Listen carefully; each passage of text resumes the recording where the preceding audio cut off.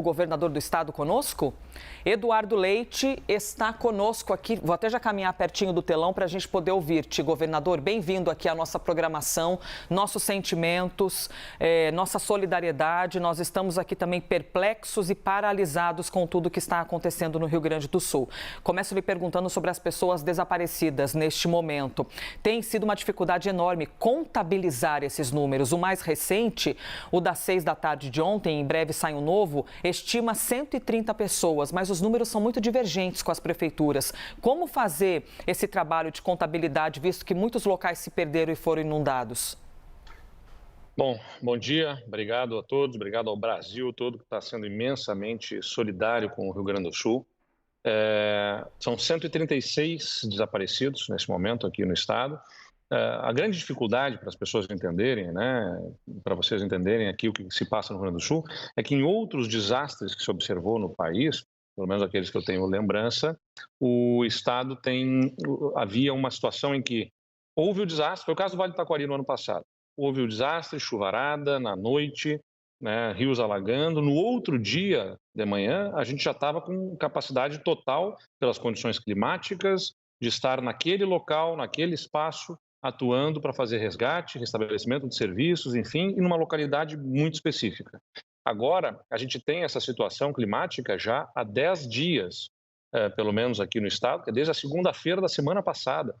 E a chuva atingiu, né, muitas regiões do estado, do centro, da região dos vales, da região metropolitana, da Serra Gaúcha, e agora está gerando consequências lá na região sul do estado ainda, em muitos municípios que estão sofrendo com a elevação do nível da lagoa e com dificuldade, portanto, que tivemos especialmente ao longo da semana passada de colocar as equipes em campo, porque a chuva não dava tréguas e, infelizmente, há uma perspectiva de voltar a chover bastante a partir de amanhã até domingo, segunda-feira, aqui no estado. Então, isso dificulta essa entrada em campo das nossas equipes e faz com que muitos desses números ainda não possam ser absolutamente precisos por conta até das circunstâncias em que as prefeituras estão operando. Em alguns casos, né, as prefeituras foram devastadas também em municípios que foram duramente atingidos.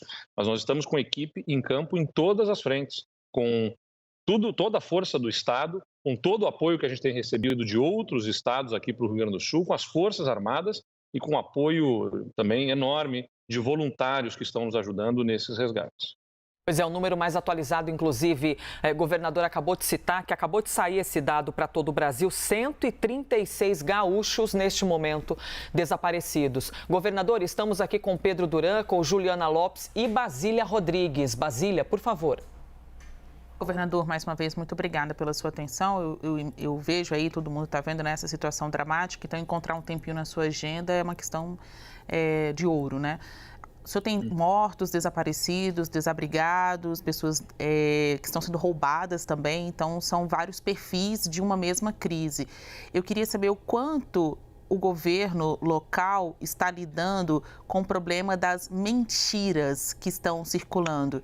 Informações sabidamente mentirosas ou incompletas, erradas, que criam aí uma bolha de desinformação e só torna a situação mais difícil de ser vivida. Então, como que os senhores estão lidando com isso para levar a informação correta para as pessoas? E aí não só no que diz respeito ao governo local, governo federal, estou falando de um todo, né? No sentido geral da palavra, levar informação correta para as pessoas. Obrigada. Infelizmente tem mais esse problema, né? Eu digo que num momento dramático como esse, aflora o que há de melhor no ser humano, né? A solidariedade, o voluntariado, as pessoas que se doam, que se entregam, os servidores públicos extenuados, mas atuando firmes também lá na ponta para poder ajudar a população. Então, o que há de melhor aparece no ser humano. Infelizmente, o que há de pior também, né? Então, infelizmente, a gente tem desde criminosos que se aproveitam para aplicar golpes ou até para roubar e saquear nesse momento, e pessoas que disseminam mentiras, né?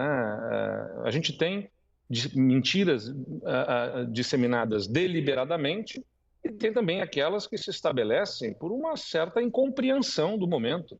É claro que diante de uma situação de caos que se estabeleceu num primeiro momento, a gente tem, eventualmente, problemas pontuais. Então, teve lá uma situação específica numa localidade que estavam fazendo resgates, que estava havendo conflito entre botes e barcos e lanchas, enfim. Tentaram organizar lá, o que consta, as Forças Armadas, a pedido da Defesa Civil local, pediu para poder organizar, contendo a entrada ali de alguns dos voluntários, porque estava havendo um conflito entre aqueles resgates, o lancha que tinha batido em bote, que tinha dado, enfim, até um acidente arriscado, essa informação que eu recebi. Então tentaram organizar, já transformaram isso em como se estivessem proibindo os voluntários de chegar. Não é verdade, os voluntários estão ajudando muito e são muito bem-vindos, né? Aí tem uma outra situação em que um caminhão com doações passa pela balança que é eletrônica, a balança eletrônica lá acusa da ANTT, Agência Nacional dos Transportes Terrestres, nem foi, ao que consta, no Rio Grande do Sul, teria sido até ainda em Santa Catarina, isso.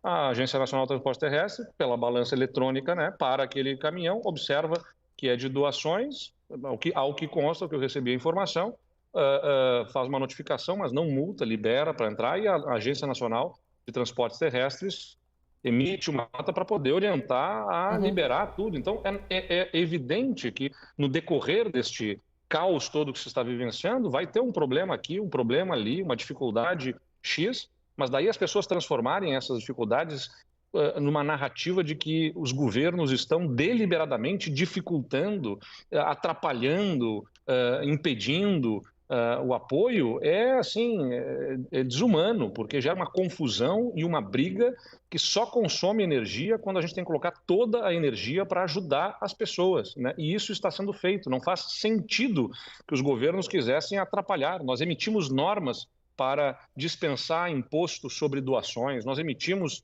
todas as orientações para que todo o apoio possa chegar de forma facilitada aqui, e é tudo muito bem-vindo. Infelizmente, tem pessoas que preferem só tentar lançar narrativas que fazem repercutir nas redes sociais para eles, geram confusão e não tem a dimensão do quanto que isso atrapalha o foco de tanta gente que tem que ficar cuidando do que realmente precisa, que é resgatar, atender, dar assistência para quem precisa agora, né? E buscar restabelecer os serviços o quanto antes. E as pessoas que querem ajudar muitas vezes não conseguem ser vistas nos comentários. Tamanha quantidade de ódio, né? É um lado muito perverso do ser humano. Juliana Lopes está conosco também. Governador, obrigada pela participação do senhor. Queria tocar num outro assunto que está assustando os moradores também, que é a questão da criminalidade, da insegurança, né? Casas invadidas por criminosos, voluntários sendo assaltados. Queria perguntar o seguinte, o senhor chegou a discutir, pedir a decretação da garantia da lei e da ordem? Só para explicar para quem está assistindo, seria atuar, né? Que os militares atuassem na segurança do Estado. Isso está sendo cogitado pelo senhor? Nós fizemos um outro encaminhamento, né, que é o pedido de apoio da Força Nacional, com pelo menos 400 homens. Fizemos a convocação aqui também, a partir de um edital de Mais Efetivo, é um programa que o Estado tem aqui, em que a gente contrata policiais que foram recém para a reserva nos últimos 5 anos, e a gente chama aí, vamos chamar até 1.000 policiais para se incorporarem ao nosso efetivo temporariamente aí ao longo dos próximos meses, para dar também ainda mais força para a nossa ação de resposta nesse momento. Temos a compreensão, assim, claro que teremos problemas pontuais ainda, né, dificuldades dentro dessa situação crítica que vivenciamos aqui no Estado, mas temos a compreensão de que esses saques e roubos que aconteceram especialmente ali nos primeiros dias, logo após a maior a enchente aqui em Porto Alegre, na região metropolitana, e que já há uma situação completamente diferente. Nós estamos com um policiamento ostensivo, com força total, né? Chamamos policiais que estavam em férias, convocamos todos, liberamos todas as horas extras possíveis, chamamos policiais que foram para a reserva, estamos recebendo contribuição de outros estados, então força total, que tenho assim a segurança vai dar, já está dando a resposta necessária e vai melhorar ainda mais nos próximos dias com esses reforços que nós estamos recebendo aqui no Estado, seja do nosso próprio efetivo que está entrando em campo, ou seja do efetivo que está vindo dos outros estados, que parece mais apropriado do que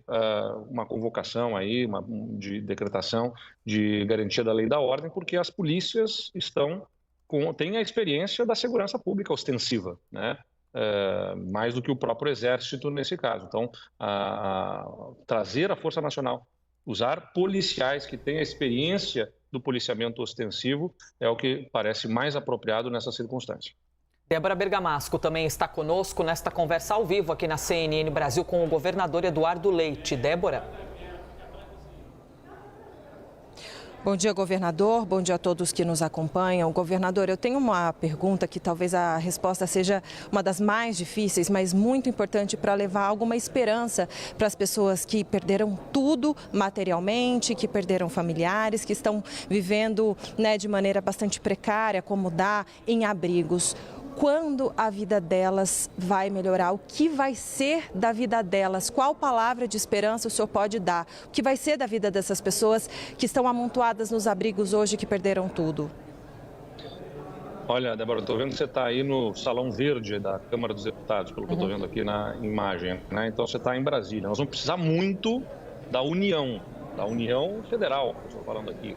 Governo Federal, Congresso Nacional, vão ser fundamentais. A gente está apurando os números, mas já chegamos aqui a um impacto de 17 bilhões de reais. 17 bilhões de reais é a estimativa inicial de impacto que vamos precisar para poder fazer construção de moradias, restabelecer pontes, equipamentos como escolas, hospitais, postos de saúde, áreas públicas que vão ter que ser restabelecidas, colocar força total e apoio às famílias que foram atingidas. A gente tem alguns programas que o governo do estado já criou aqui, por exemplo, o Volta por Cima é um recurso que a gente passa na mão das famílias de baixa renda e de extrema pobreza e pobreza para que elas possam recuperar, né, a sua vida, conseguir comprar itens básicos para se restabelecer, apoio em crédito que terá que ser feito, enfim. Então, pelo menos 17 bilhões de reais a gente está estimando aqui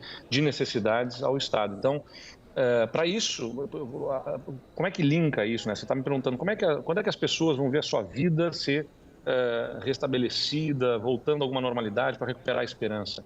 No Rio Grande do Sul, o governo sozinho aqui, se mantiverem as condições que nós temos, de um pagamento da dívida para a União, que consome boa parte do nosso orçamento, de regras fiscais que limitam os nossos movimentos, a nossa capacidade, o nosso fôlego para ajudar as pessoas a melhorar a sua vida vai ser muito limitada, para não dizer quase que inexistente nas condições atuais. O Rio Grande do Sul é um estado que até pouco tempo atrás estava atrasando os salários, conseguiu colocar as contas em dia há 3 anos, voltar a pagar os hospitais em dia, voltar a pagar salários em dia. Agora é descomunal, é monumental o esforço que vai precisar ser feito. A gente precisa que aliviem o torniquete que havia até aqui no estado, para que a gente possa ter esse fôlego para chegar lá nas pessoas que foram atingidas. A gente quer fazer a reconstrução rápida das casas, em localidades seguras, naturalmente, para essas cidades que foram atingidas. A gente quer a escola não apenas voltando a funcionar, mas mais bonita e vibrante para poder dar o estímulo para que as nossas crianças recuperem a confiança no futuro. A gente tem impacto, naturalmente, emocional gigantesco nas pessoas, individualmente, nas comunidades, coletivamente. A gente vai precisar dar respostas muito rápidas e efetivas para que elas voltem a ter essa confiança no futuro. Então, além de ter o apoio dos recursos que nós precisamos, nós vamos ter que ter a mudança de estrutura fiscal, porque se tiver o recurso, mas não tiver a alteração em legislação fiscal, ainda que temporariamente, o Estado não vai conseguir colocar os recursos em execução, e vamos ter que ter também aí a mudança de processos administrativos, né? Processos mais expeditos, sumários, claro que com controle, porque é recurso público, mas não dá para aceitar a burocracia de longos prazos e todas as etapas de processos licitatórios aqui e ali. Vamos ter que abreviar esses processos, como se fez na pandemia. Na pandemia, o Brasil, para poder fazer o enfrentamento do coronavírus, precisou mudar a legislação, ainda que temporariamente, diante de uma situação crítica que se vivia. Agora, imagina, a pandemia foi indo aos poucos, né, e criando situação para as quais foram endereçadas ações. E esse desastre climático é numa pancada só, em dezenas de municípios, centenas, né, 400 municípios do estado, que tem 497 municípios, foi atingido de alguma forma. Dezenas deles devastados. Se a gente não tiver medidas excepcionais, infelizmente o Estado não irá conseguir se reerguer como se deseja. Pedro Duran também está conosco aqui nesta entrevista com Eduardo Leite. Pedro. Oi, governador. Bom dia. Obrigado pela conversa. Eu queria falar dos gaúchos abrigados. A gente tem hoje uma dificuldade de atender a essas pessoas com os recursos mínimos para que elas fiquem bem acomodadas. A cidade de Canoas está precisando de 10 mil colchões. A cidade de Guaíba está precisando de 6 mil colchões. Essa semana o senhor falou da necessidade de que o dinheiro fosse repassado rapidamente para o Estado sem burocracia, para que ele pudesse chegar na ponta rapidamente. Cobrou, inclusive, isso, fez um apelo à União.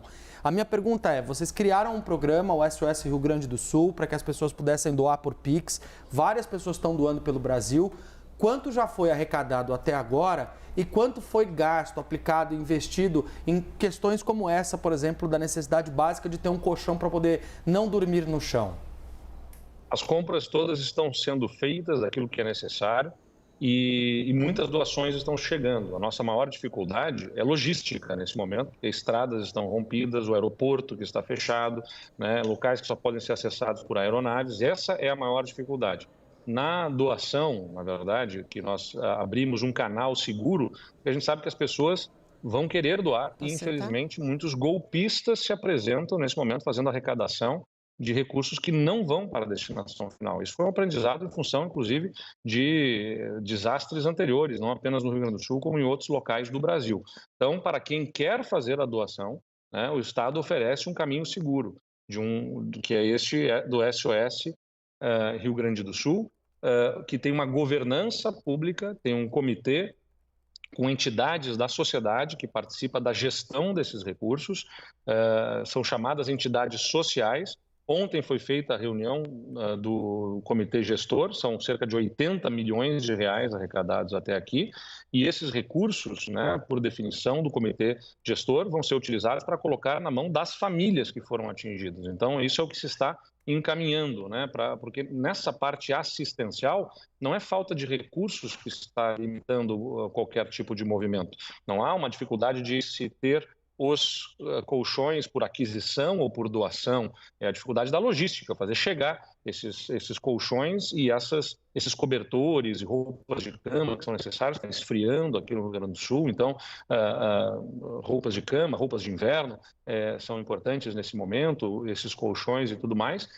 O que se percebe é justamente no ato contínuo, logo em seguida, nós teremos a dificuldade das famílias, das pessoas que foram atingidas vão ter que se restabelecer. Então, este comitê gestor se reúne, né, e o encaminhamento que estavam dando, podem até ter algum ajuste aqui e ali para ajudar em alguma questão habitacional, para ajudar em alguma questão necessária para o restabelecimento dessas famílias, mas o que se estava encaminhando pelo comitê gestor, que tem participação de entidades assistenciais, da sociedade civil, entidades como a CUFA, o Rotary, o Lions, associações de municípios que participam desse grupo que gere esses recursos, era de que esses recursos vão para a mão direto das famílias que foram atingidas para ajudá-las a se recompor. Estevão Limana também está aqui nesta conversa, aproveitando o tempo. Obrigada mais uma vez, governador. Estamos aqui sendo o mais célere que podemos para conseguir aproveitar a sua presença. Estevão. Obrigado, Elisa. Obrigado, governador, pela entrevista. Um bom dia para o senhor. Nós estamos acompanhando a situação dramática que vive a região metropolitana, Grande Porto Alegre, mas sabemos que essas águas do Guaíba vão desaguar na Lagoa dos Patos. E existe até uma previsão de alguns técnicos da Metsul, por exemplo, que a Lagoa dos Patos e a Lagoa Mirim vire um só corpo d'água. Uma informação que nos assusta bastante. O que é possível prever para a região sul do estado e, em especial, também para a sua cidade, governador, que é Pelotas? Ali, Lagoa Mirim e Lagoa dos Patos são conectadas pelo Canal São Gonçalo, né? E, naturalmente, o Canal São Gonçalo, até pelas chuvas na Lagoa Mirim intensas nesses últimos dias, e a Lagoa dos Patos, de outro lado, enchendo por conta dessas chuvas, dessa contribuição hídrica que está recebendo das chuvas na região norte do estado, tem riscos grandes ali de inundação. A Lagoa dos Patos deságua depois no mar, né? Então depende lá para o Rio Grande, depende muito da direção dos ventos, a capacidade de escoamento. Então, se os ventos forem sul ou sudoeste, represa mais a saída da água e a lagoa enche mais. Se tivermos vento norte, nordeste, enfim, você tem uma saída facilitada da água para o mar. Inclusive, a direção dos ventos também tem estudos e projeções. Há uma projeção, houve um vento favorável ao longo da madrugada, eu conversava com prefeitos da região, que teria ajudado a diminuir o nível da lagoa e do canal São Gonçalo nesse momento. Mas há uma projeção de voltar a ter um vento sul-sudoeste ao final do dia, que pode novamente represar as águas. Então, é monitoramento constante e alertas feitos pelo Estado aos municípios, dos municípios aos moradores, para tirar a população das localidades de risco, evitando maiores transtornos e, naturalmente, especialmente o risco à vida. Então, a gente está acompanhando essa situação da Zona Sul muito de perto também agora. Governador, muito obrigada. Agradecemos, encerramos aqui. Esse é o momento de seguir salvando a tua gente, compreendemos totalmente isso. Muito obrigada. Obrigado a todos e obrigado pelo trabalho da imprensa que ajuda a levar uma comunicação que é fundamental nesse momento.